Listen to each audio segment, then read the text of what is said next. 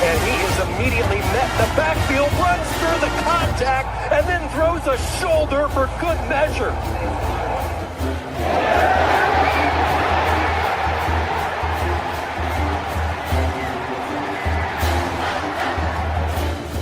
Chuck this defense here. That is true. High in the air. Right center field. Brandon comes in. Welcome to 2025. Today. This one the other way. He's still going back. Got the drag. Walks up and down. Edwards pulls off and buries it. Richardson drives out for Robbie Ryan. Hurt three right on the money.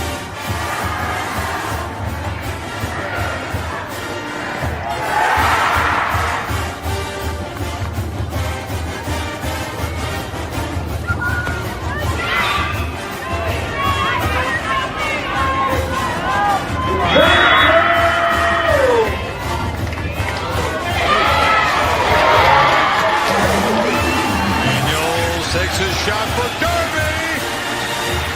Flag out.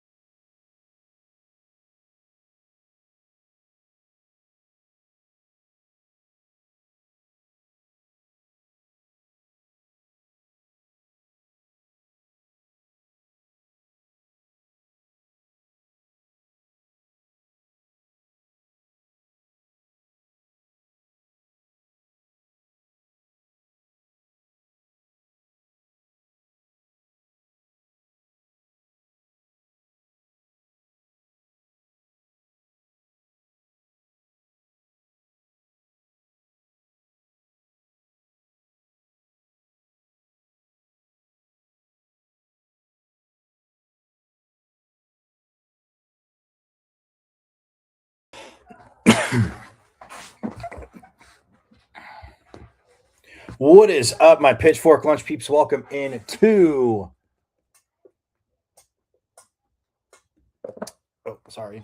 Welcome into, yes, the Spicy Taco Tuesday weekly edition of Pitchfork Lunch. I am Michael Caratanudo at Diablo005. Oh, wait, what the heck?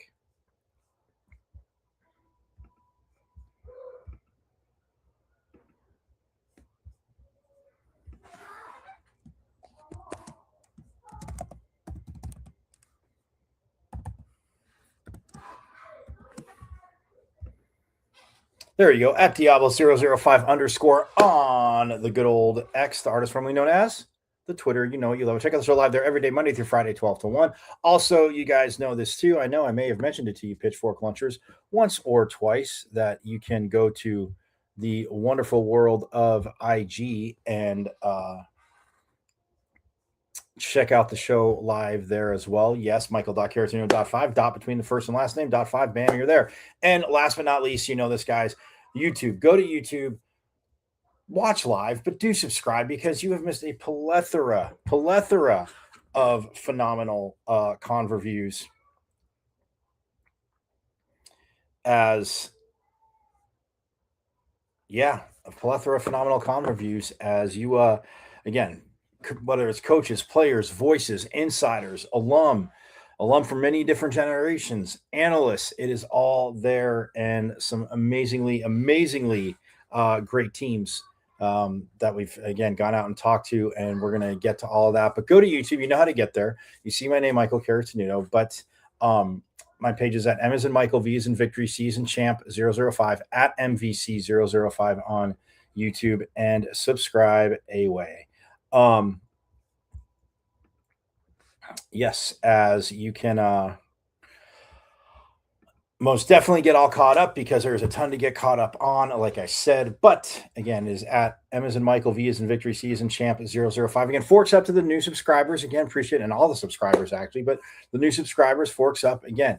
And like I said, you have, when I say you have a plethora of phenomenal con reviews that you have missed, the veteran Pitchfork Lunchers know I'm going to say to you guys right now, I'm glad you're here, yes, but shame on you. Where have you been?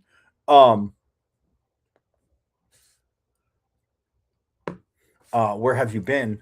But that's why I got you covered. So go to YouTube and subscribe away. Again, it's at M as in Michael, V as in Victory, C as in Champ 005 at MVC 005 on YouTube. And subscribe. All right, so today, baseball. We're going to talk, obviously, baseball. We're going to hear from Willie Bloomquist on his team headed to Lincoln for the Lincoln Regional, as it's Nebraska, obviously. I know you guys know that.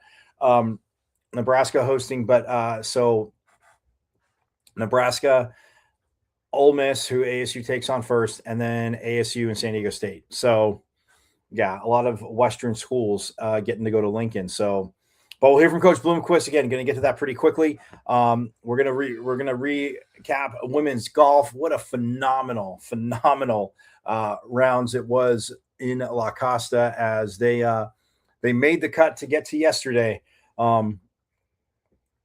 But again, like I said, I will have that for you. Again, played phenomenally. 5 Rubrong, the freshman.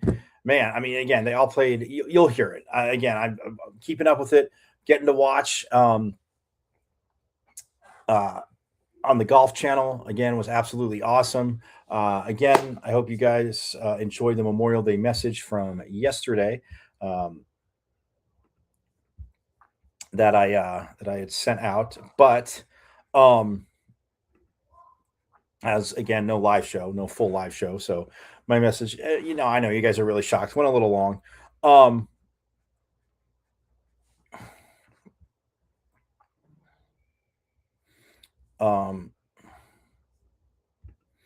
But that being said, it is just, again, like I said, an honor to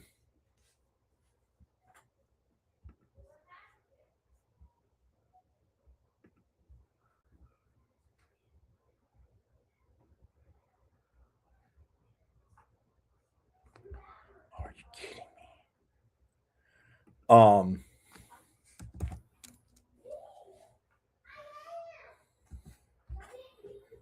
Um,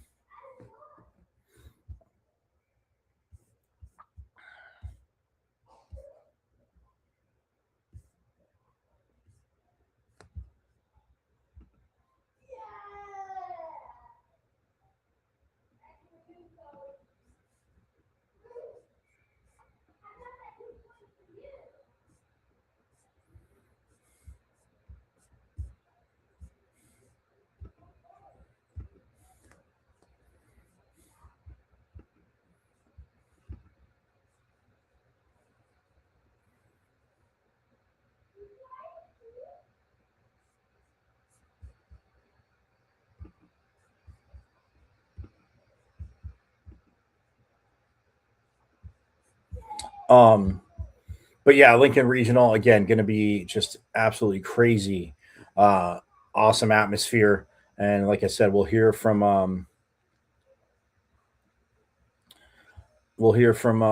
Bloomquist, and yeah, just again very.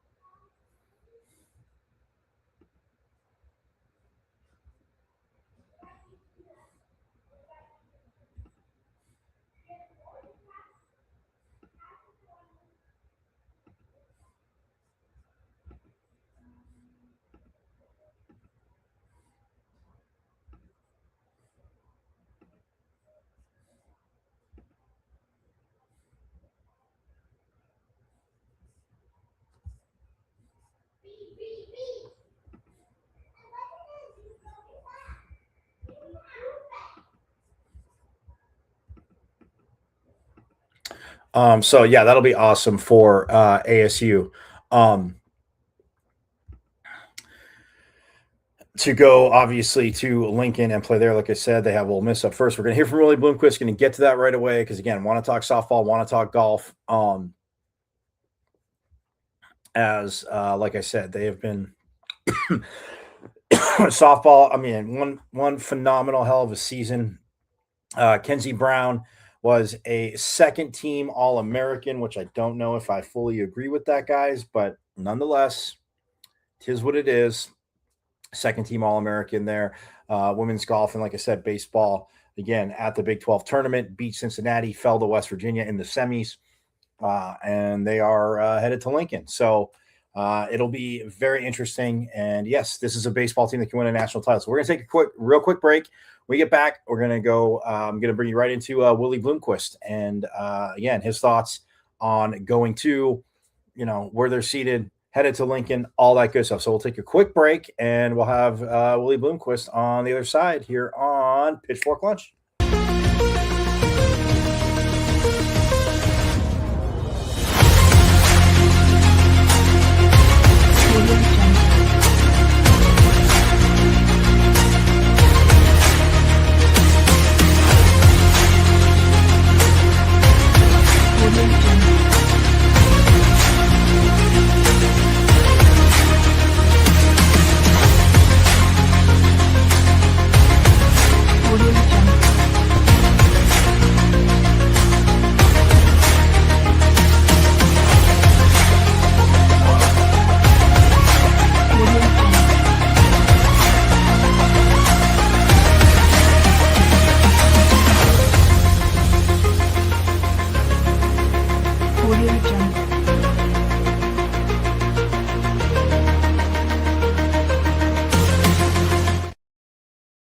What are your initial thoughts on this regional and where you guys ended up? Man, we're super excited to go to Lincoln. I think the atmosphere there is going to be incredible. Their fans show out, and it's going to be a fun regional. So obviously a early challenge there. Our first game's not going to be one that one that we're going to have to look forward to and play our best baseball. Ole Miss is obviously out a very good team, and we're going to have to show up ready to play. And anything that changes as far as postseason baseball, the intensity, the level of minimalization of errors, things like that? No, I mean, it's things we preached all year long, that we have to handle the baseball. We got to minimize our free bases and hopefully come out with a good approach offensively and play our game. So if we play our game, we can play with anybody. We know that. So it's just a matter of executing and doing what we're capable of doing. When you're going into selection day, are you looking at some of these predictions, kind of going with it, or are you just waiting to see when it's officially inked to paper on the bracket? I mean, yeah, you hear things, and obviously you can't get away from it and not see it. I mean, everyone's shoving it down your throat and trying to predict where you're going, and as you can see, it doesn't matter. The last place that we probably thought we would be going would be Nebraska, based on all the quote-unquote expert predictions. But at the end of the day, man, we're stoked to go there. It's going to be a heck of a lot of fun. They got a great atmosphere and obviously a great team. So we're going to have a big challenge in front of us, and we're excited about it. Even though you haven't played Ole Miss this year, is playing against 4 SEC teams earlier in the season kind of help with just experience against that conference? Well, I think experience because their own conference. We played against some very good teams. There's a couple of teams in our conference that are hosting, several 2 seeds, and there's teams that we've beaten in our conference and won a lot of series against really good teams. So, I think we're battle tested and have played against some of the best teams in the country, and certainly going down to Globe Life earlier this year and playing against those teams that will help hopefully with the experience part of it. But, end of the day, we go out and play our game. I'll take our chances. How are you guys health-wise? I know you had a lot of guys battling nagging injuries, and where do you stand now? I think for the most part, we're pretty healthy. We have a couple of guys that are still battling a couple of bumps and bruises, but I think, going into next weekend, we should be hopefully at full strength. When will you make a determination on the game when you start? Obviously I got a pretty good idea who that's going to be, but we're going to go make sure we look at the matchup and see who goes best against them. And I'm not going to announce it yet until we talk to them and talk to our team, but I got a pretty good idea who's going to go. Having been in the postseason last year, what did you guys kind of learn?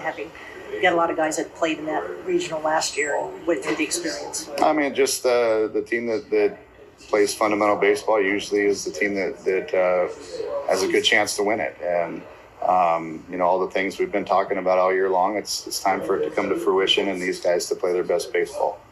Well, is there any kind of a sting that you guys are carrying with you from the loss in the conference tournament? No. I mean, that's in the rearview. There's nothing we can do about that. We just got to turn the page and look forward to playing against Ole Miss on Friday. Is there anything you pull from your personal experiences playing at Omaha and things like that you use in these postseason situations? A lot of the mental stuff that you just have to, relax, focus, and we're the underdogs. I mean, they put us as a 3 seed. And so obviously we're the underdogs going in there and with something to prove. So that type of mentality usually works best, and more so than the favorite that has to play tight and is expected to win. But even though we expect to win, it's hopefully we'll be on the attack and going after somebody to something to prove. How can players like Cole Klecker and Matt Polk, guys who have been a part of teams that made deep postseason runs, help kind of lead that charge when talking about postseason baseball? I mean, the experience is great, and having those older guys that have been there, done that, played in some tough environments and experienced those things will certainly be helpful. So I look for their leadership to help out some of these guys that haven't been there yet. Thanks.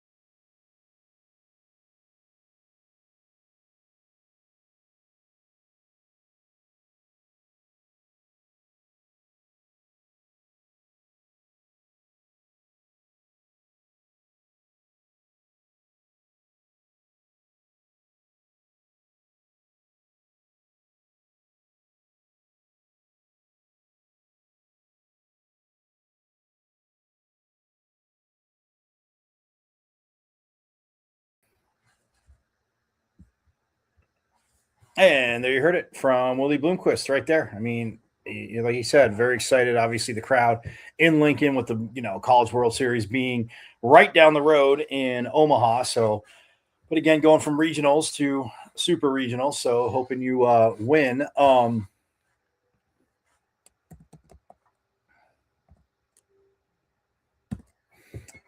And I don't know. We do not want that. There we go. So the regional bracket, just to wrap.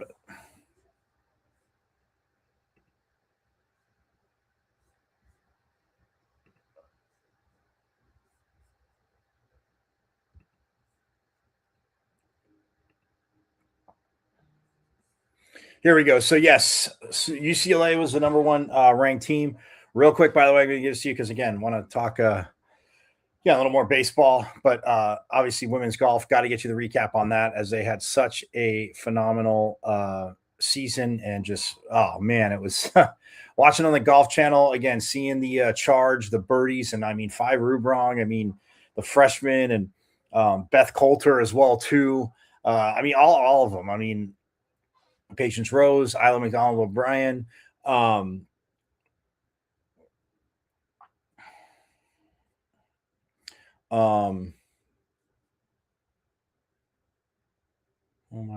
Well, I'll get to it. But anyway, baseball, real quick. So UCLA is the number one overall seed. And of course, yes, they are hosting a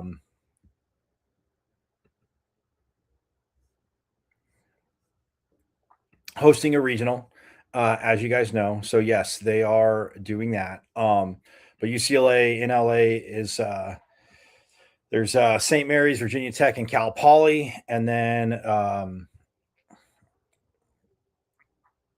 Georgia Tech, the number 2 seed, obviously hosting the Atlanta regional. But they have University of Illinois Chicago, and then Oklahoma and the Citadel are there. The number 16, it's funny, the 15 and 16 seeds are both Big 12 teams. So national rankings, Kansas and West Virginia, but that's fine. Go ahead. But Kansas is hosting. I mean, they're both hosting. So Kansas has Northeastern, Arkansas, and Missouri State in there. West Virginia and the Morgantown regional that they're hosting has Binghamton, Wake Forest, and Kentucky right there. And then you have the Hattiesburg as Southern Mississippi, the number 9 seed, Southern Miss, who had a hell of a season. And, I was on them when I saw the early regional brackets, when people were, starting to say, oh, this is what it looks like. Southern Miss, I was like, damn, they're on track to host. And yes, they got the number 9 seed. So they have Little Rock, Virginia, and Jackson State are in Hattiesburg. Florida State, the number 10 seed in the Tallahassee region, regional, I should say, has St. John's, Coastal Carolina, and Northern Illinois. Florida is the number 8 seed hosting the Gainesville regional, and they have Ryder, Miami. Yeah, there was no thought in the rivalry there. That is absolutely awesome. So, and Troy also there. And then the Tuscaloosa regional, Alabama, the number 7 seed. They have Alabama State, Oklahoma State, and USC Upstate. So lots of states there. The 5 seed, Carolina, hosting the Chapel Hill regional. They're paired with VCU, Tennessee, and East Carolina. The Austin regional, still bitter. Devils took game 1 right there for taking game 2, but again, phenomenal season. Coach Bartlett, man, this team loved what they did, how they played, how they did it, where they're headed. The recruits coming in, just absolutely awesome. Obviously, Kenzie Brown moving on to the the AUSL? Yeah.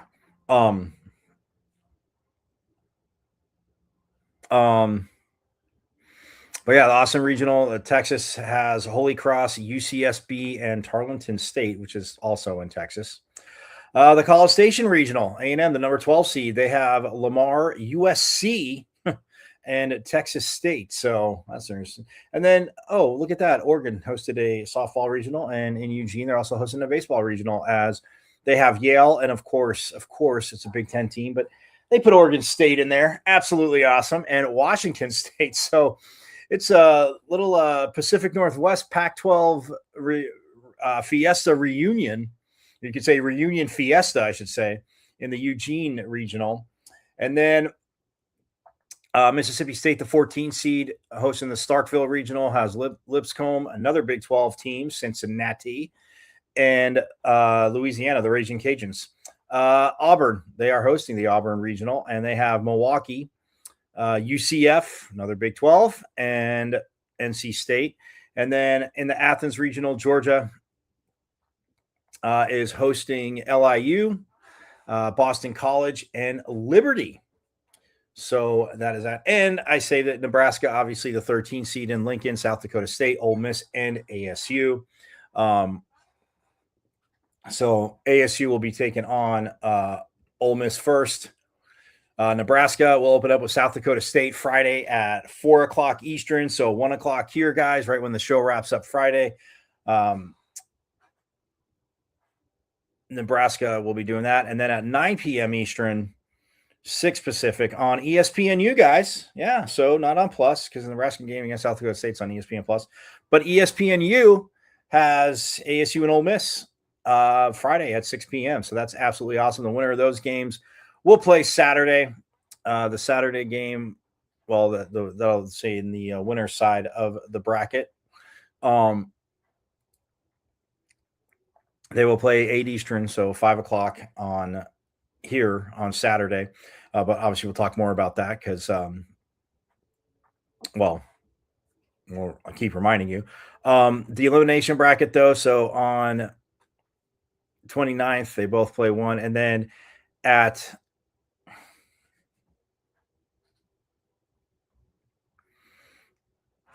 at 3 p.m. Eastern. So, yeah. So then the next day if the two teams that lose those games between obviously Nebraska, South Dakota, and the Devils and Ole Miss, they will play an elimination game at noon. Well, 3 p.m. Eastern, noon here on Saturday. And then the winner of that, and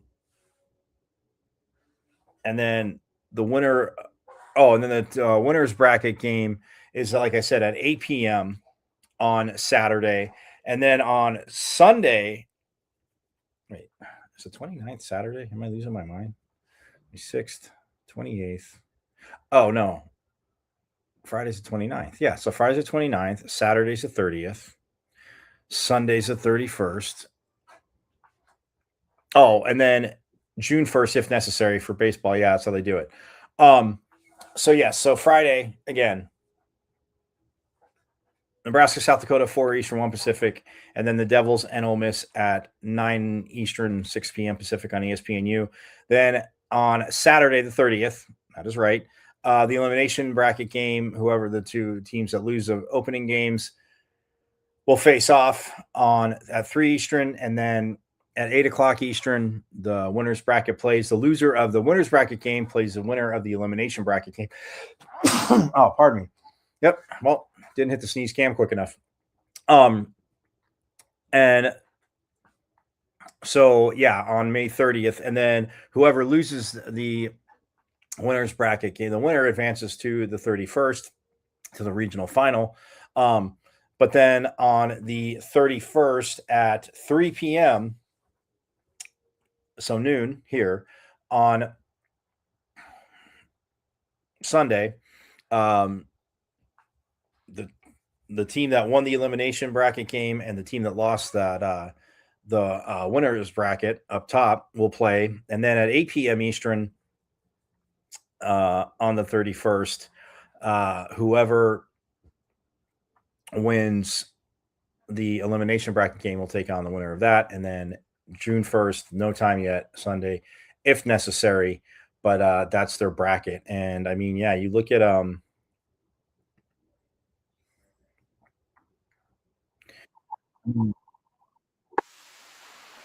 Nebraska on the season, guys, 42-15-0.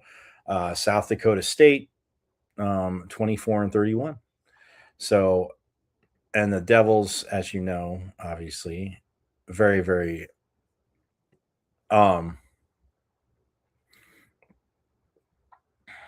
the Devils 37-19, Ole Miss 36-21.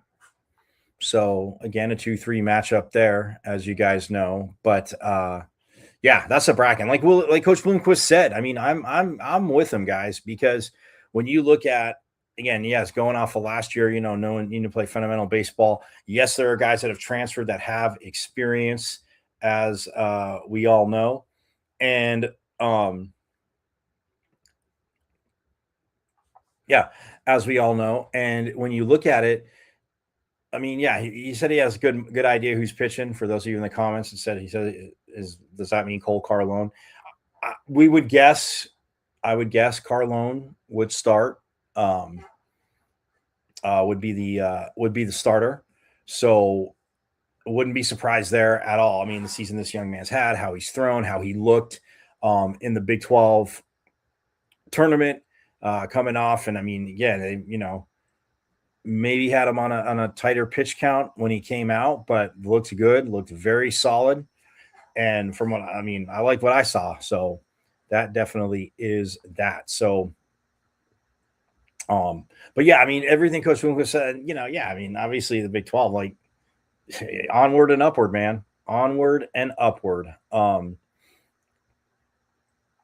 As they take again a trip to Lincoln, and you know Omaha's right down the street, and that's the goal. Oh, by the way, I was going to say this too. So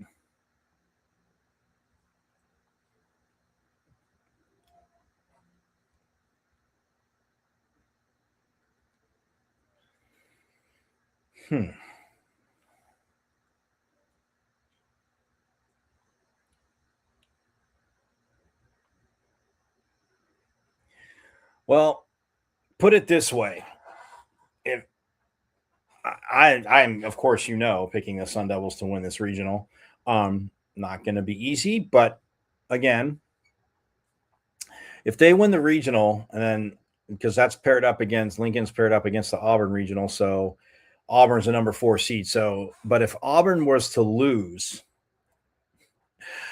the number 4 overall seed, but they're, you know, and say UCF won it, I think the Devils would have to go to UCF. But if both 3 seeds win, like say NC State, right?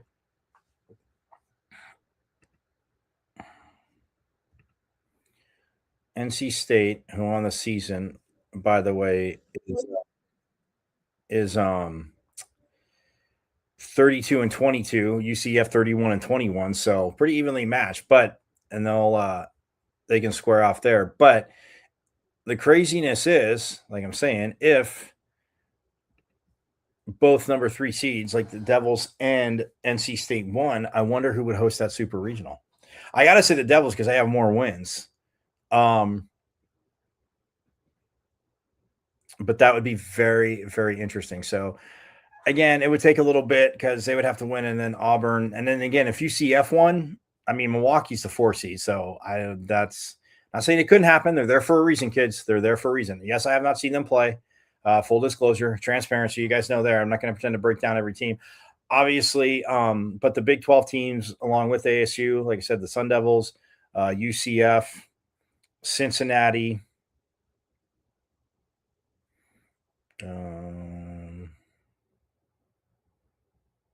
Oklahoma State,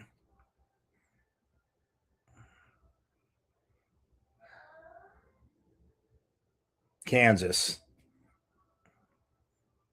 and West Virginia. So yeah, they got 6 in. Yeah, I mean those top 6 were right there. So I mean TCU maybe I think had a pseudo argument, but again,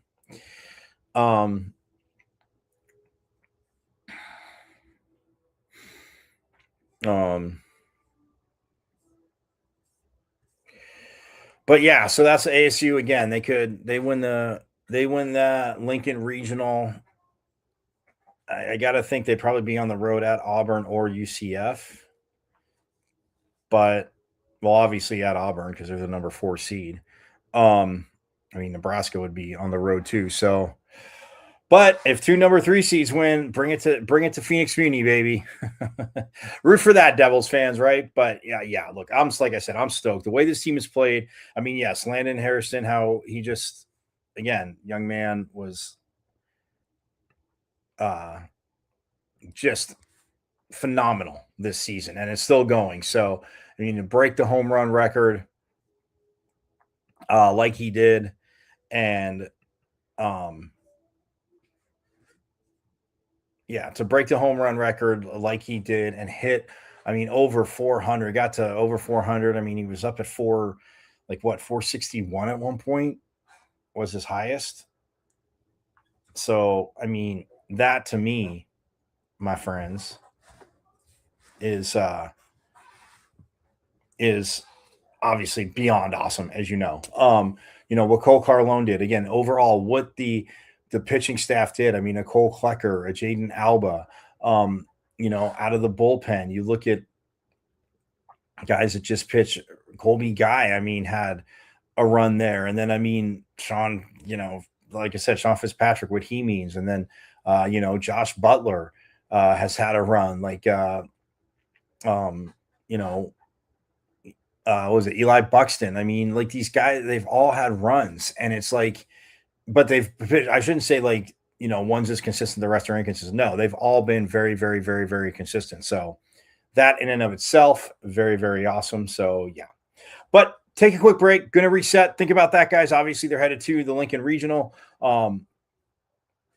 And yeah, it's just about getting in, letting your season go on. Everybody's 0-0. Yeah, their records, but guess what? It means something because it got them there, but it means nothing because now it resets. And like Willie said there, I mean, playing in Globe Life, playing against those 3, I mean, pretty much 4 SEC teams in a row. They split with Oklahoma in Norman, which took the first game, run rules, second game. I mean, the bottom of the 9th, Oklahoma, obviously there, pulled it out.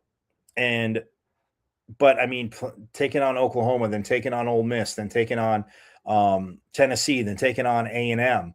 Like, yes, and their conference. I mean, conference play was tough. And yes, they were undefeated on the road in the conference play. Like Coach said the other day, for the first time since 1982, guys, it's insane. Absolutely insane. So, nonetheless, that is that. But I digress. Take a quick break. We're going to recap golf and softball on the other side. Again, just phenomenal what they did. So we'll take a quick break and have more Pitchfork Lunch coming right up.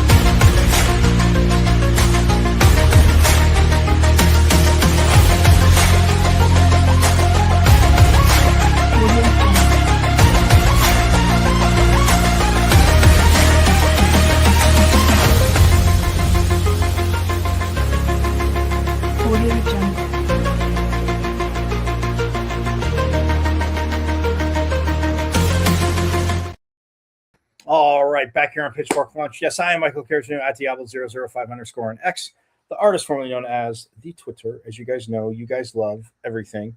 Check out the show live there every day, Monday through Friday, 12 to 1. Also, the phenomenal world of the good old IG at michael.carragher.5. Yes, and YouTube, guys, like I said, last but not least, do subscribe. Don't forget to subscribe. It's at M as in Michael, V as in Victory, C as in Champ 005 at MVC005 on YouTube. Search for that in all caps, by the way, too. For some reason, lowercase, it should be the same, even though it's typed. I signed up in all caps, but either way, if there's an issue, search for it in all caps.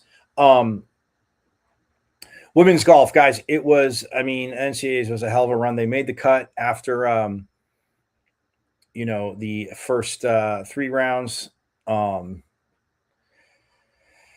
They were 1 over, 4 over, and then 3 under. But then, oh, man.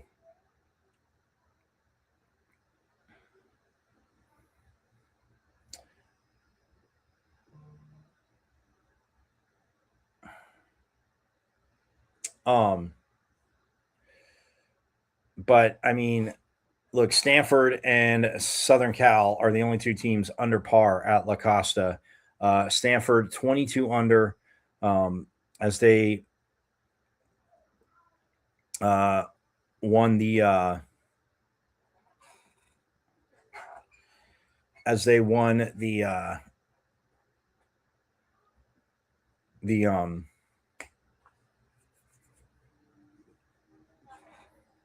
stroke play. Yeah, sorry. Good God. They won the team title. They were 22 under. SC finished second. They were number 1. Stanford's number 1. SC number 2.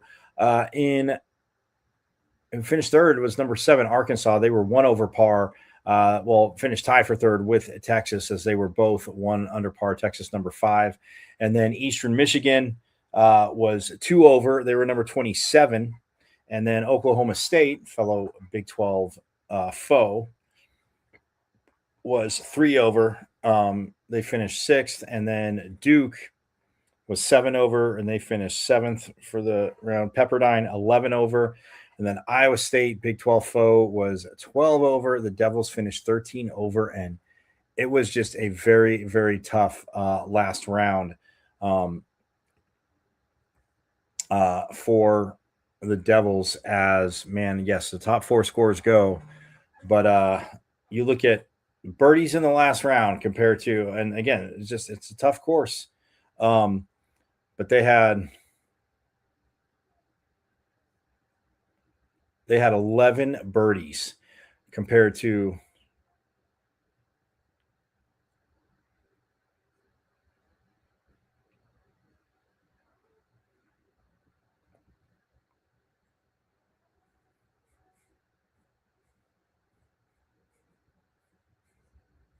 they had 20 bogeys and then 4 double bogeys in round 4. But look, round 1, it was they had 3 double bogeys.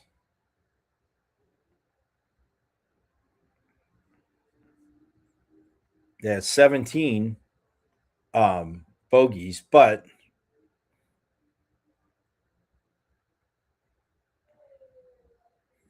$15 birdies. Beth Coulter was 3 under. She had no bogeys or double bogeys. She had 3 birdies and 15 pars. That is a hell of a round. That is how you get out to a very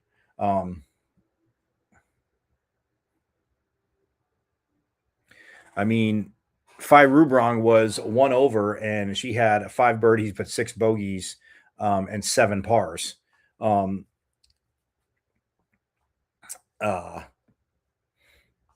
Scholes Hansen, her front 9, she was 3 under, and then was 4 over on her back 9, so she was 1 over for the day. And Isla McDonald O'Brien, she ended up being 2 over. She had 3 birdies, 3 bogeys, but had the double bogey. And then Patience Rhodes in round one was 9 over. She had 1 birdie, 4 bogeys, and 2 double bogeys. But you talk about bouncing back on a round two. So I'm watching this. I mean, Beth Coulter, she was 2 under for the day in round. Because in round one, Coulter was 3 under, and then in round two, she was 2 under. So she was 5 under at one point because he said she had no bogeys in round one, but she had 6 birdies and 4 bogeys, so 2 under. Patience Rhodes, I mean, you talk about a tough round. She went from an 81 to a 73. She had 1 birdie, 2 bogeys, and then 15 pars. So, yeah, laser focused in there. Isla McDonald O'Brien, I mean, she had 2 bogeys and 16 pars. And then Paula Scholes-Hansen had 3 bogeys and 15 pars. And then Phi Rubrong in round two, I mean, she was 4 over because she had 4 birdies, 6 bogeys, and 1 double bogey. So she was 4 over in round two after, like I said, in round one, she was 1 over. And then, yeah, so you had, I mean, after 2 rounds, like I said, you had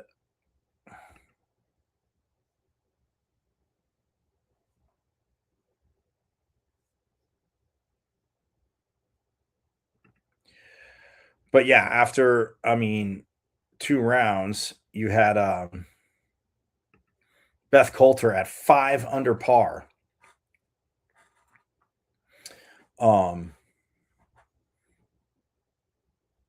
And I mean, just like I said, rocking it. And then round 3, Rubrong had 4 birdies and 14 pars. She shot 4 under.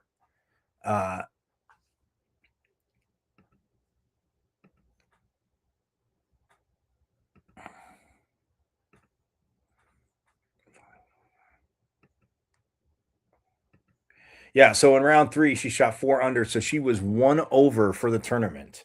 I mean, that's just awesome. Like I said, 4 birdies and 14 pars.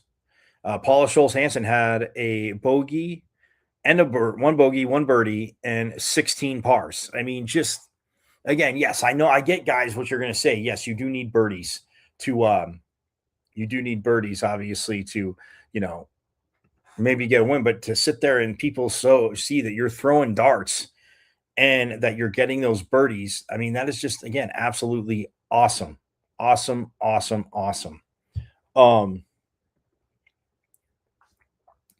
So yeah, very, very stoked for, again, that's one hell of a round. And then, yeah, like I said, Paula Scholes-Hansen, a bogey, a birdie. So she was even par. And like I said, 16 pars. She shot even in round 3, as did Isla McDonald O'Brien, who had 3 bogeys and 3 birdies and 12 pars.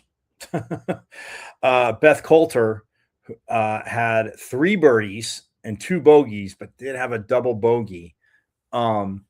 So she went from 5 under to 4 under. After round 3. And then Patience Rhodes shot a 73 as well. She had 2 bogeys and 1 birdie, and then 15 pars. So again, I mean, it's just that I mean, both, like I said, Scholes-Hansen and McDonald O'Brien shot par, and then you had both Coulter and Rhodes at 1 over and Rubrong at 4 under. The freshmen just crushed the 3rd round as they did advance to round 4. round 4, like I said, it was a little tough, man. That course, whew.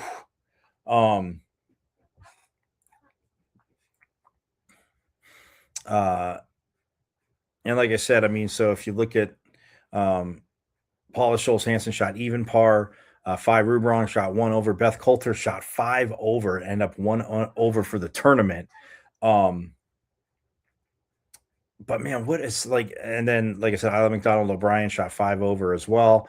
And then Patience Rhodes was 7 over. And the Devils finished like I said, at plus 13, and they finished in 10th. Again, just 2 shots back from the cut line, which was 11 over. But man, so but when you look at the individual player leaderboard for this, Farrah O'Keefe of Texas, 12 under to win it. And Megha Gane of Stanford, 10 under. Ryan Maliksi of Duke was 9 under. Catherine Parker, SC, was 8 under. And then you had both Maria Jose Marin and Kyra Van Kahn at 7 under. Ella Bushnell at 6 under. And then both Marta Solchenko and Reagan Zabisky at 5 under, along with Kristen Angosta of TCU's. Yeah, Bushnell and Shevchenko, both of Oklahoma State, so the highest Big 12 finishers. Yeah, they finished seventh, and then tied for 8th, along with Kristen Angosta of TCU. Jasmine Koo of SC finished 11th, and then tied for 12th was Thana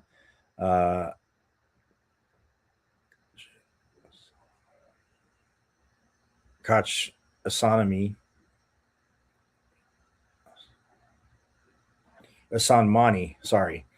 of Princeton, who finished tied for 12th at 3 under, along with Savannah DeBach.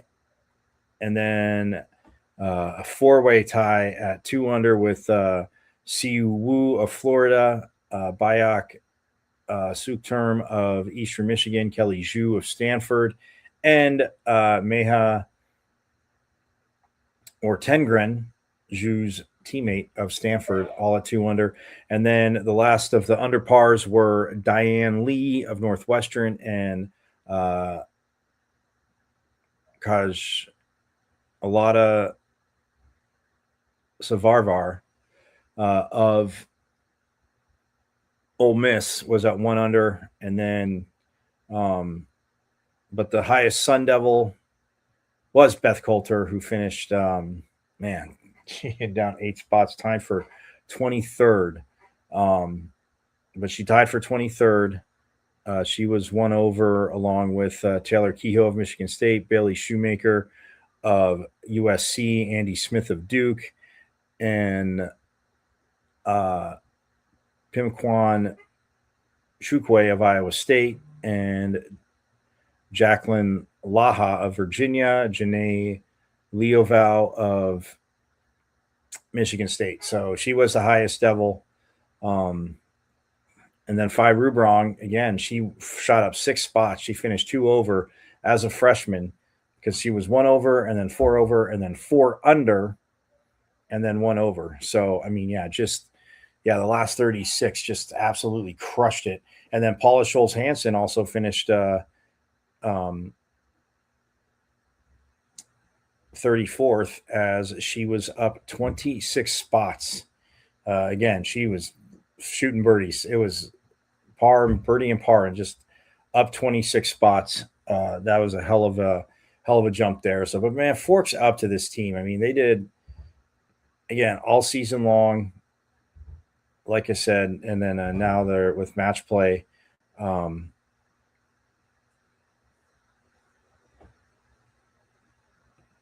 But yeah, I mean, Paula Scholes-Hansen, Phi Rubrong, Beth Coulter, Isla McDonald O'Brien, Patience Rhodes, obviously even Kate Dillon, who was out there. But Yeah, just absolutely awesome.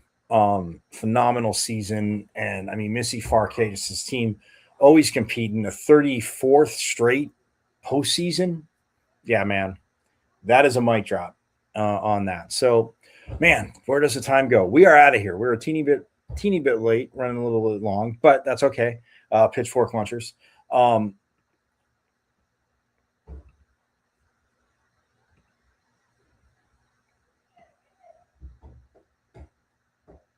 That is quite all right, my Pitchfork Lunch peeps, because but again, we're gonna hit more softball tomorrow. We're gonna aim, by the way, for our guests. I know I said Coach Tui Taylor's coming on today. We're gonna aim for Coach to come on tomorrow as well. But we'll wrap softball more, again, highlight, and hopefully I'm gonna work on getting a thing when I can get Brooklyn Ulrich when she's gonna sit down and co-host a show. And yeah, we'll talk softball, we'll talk all ASU stuff, and again, her picture, the one that made it was very famous in regionals and super regionals, her as a kid, even post, and just the season and everything. I mean, wrapping up her career being a Sun Devil, absolutely phenomenal. So we will chat with Brooklyn Ulrich, work on that, and see when we can get her on to co-host the show. And then, talk a little, we'll have fun with that. But yeah, see if we can get Coach Tui Taylor tomorrow. But that's going to do it for us. So again, thanks to reigning back-to-back Big 12 champs women's volleyball. It is #OurState, school down south. Remember that, because I don't know. I mean, we went further than you in softball. Obviously, baseball 3-2 against you. We're in regionals. I get it. It was a tough year for you. Battle stuff. Didn't want to have the year you had, but forks up. We did. And it's still going to Lincoln. The Sun Devil Locomotive Express headed to Lincoln, my friends. So on that note, yes, it is #OurState. You guys have a great day. I will see you tomorrow. Same bat time, same bat channel. And you guys know it. Go Devils. And as always, forks up. I went to Arizona State. Right. I'm a Sun Devil, man. 27-yard line. That's a great call. Play fake. Plummer will put it up. Throws over the middle. Pull. Touchdown. Quick flag. 3rd down and 5. Levitt swings it to Scatterboom. Scatterboom breaks defenders. Here he goes again. Scatterboom is the running back, and he is immediately met in the backfield, runs through the contact, and then throws a shoulder for good measure.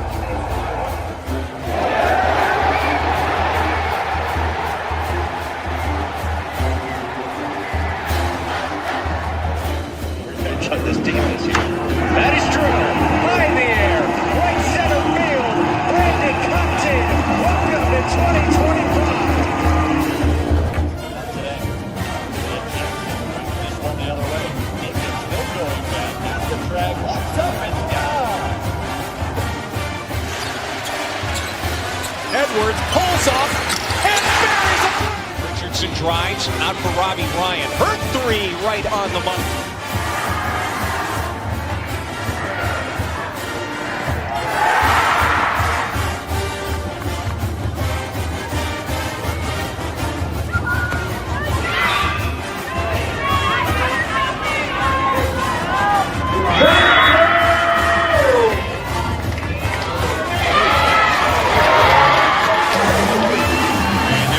Takes his shot for